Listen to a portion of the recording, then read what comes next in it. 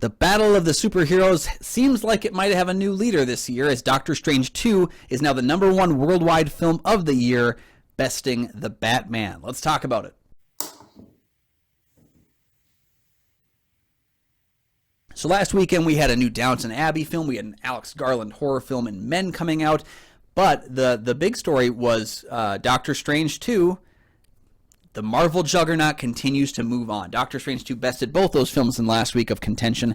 It's probably its final week before it really faces off against Top Gun Maverick this weekend. The current Marvel sequel, Doctor Strange in the Multiverse of Madness, currently sits at $803.1 million worldwide. The Batman was the previous #1 film of the year at $768.4 million worldwide. And let's kind of just figure out why Doctor Strange did better. If you had asked me which of these two films was going to do better this year, I probably would have said The Batman. The Batman started off really strong, but it kind of, the staying power petered a little bit as it went on. It held pretty good for a number of weeks, but just wasn't able to really cross that high-level mark. So let's talk about some of the differences here. The Batman and Doctor Strange actually both hit streaming 45 days after their release. So they really only have a certain window of time to do what they're going to do. People will still go see the movie in theaters, sure. You know, as we've seen, even movies like Firestarter, which hit Peacock the same day it was released, still made $3 million in theaters. So movies are still making money in theaters. People still like going to the theaters over seeing it at home if they can. But, the Batman was also in the midst of a COVID outbreak. I mean, we still have COVID now, of course, but I think March was kind of at a moment where, like, things were recovering from the Christmas COVID spike, but we also had discussion of new variants maybe coming in. So like COVID still was, I think, a bit more prevalent even 3 months ago than it was now. The other thing is the Batman's a longer movie.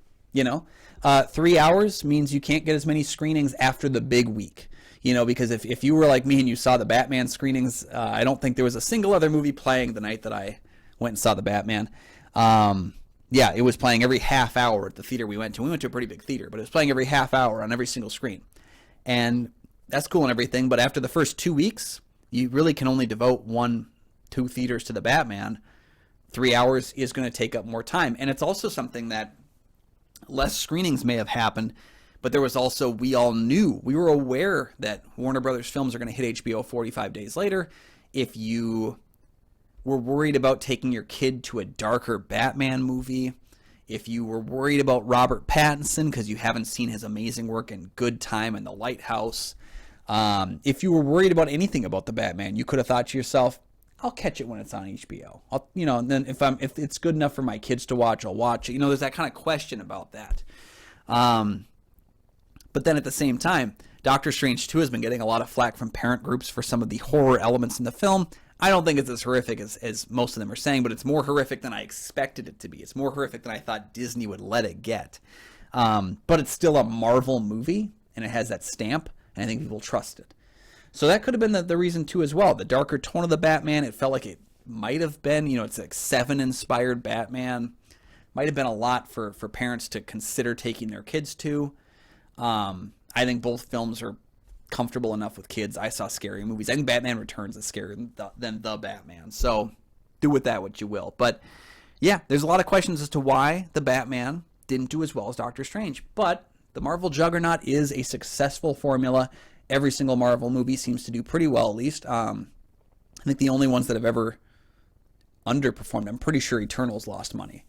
But we were in a COVID spike.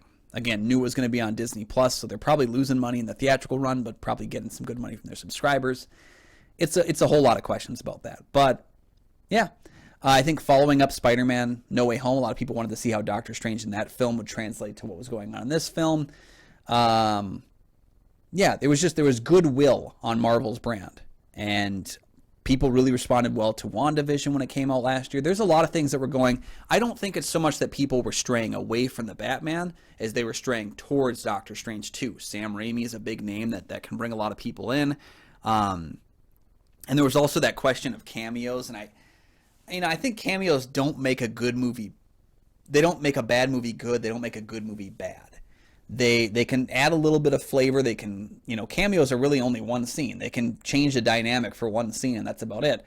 I think the cameo question of Doctor Strange might have kept people like, I go to see Marvel movies opening day usually because I don't want to go online and have someone ruin the movie for me. And there have been so many leaks coming out about Doctor Strange stuff that I think a lot of people just wanted to get in, see the movie, and so it's going to had a big weekend, but it's got some staying power too. I think people that were on the fence about it. My wife didn't go with me the first day I saw it, but I took her the following Tuesday to see the movie as well. So, you know, it's got that staying power of repeat viewing. So, you know, something interesting to note about that. But why do you think Doctor Strange 2 bested the Batman at the box office and why it's currently sitting at the #1 spot of the year? Let me know your thoughts on both films. Which one do you think is more deserving of the top spot?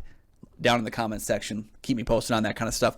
While you're down there commenting, do me a favor. Click like and subscribe to this video and channel. They're 2 free things that you can do that don't cost you a dime. They help to make sure that my channel continues to grow, and they make sure you never miss a new episode of the show as it drops.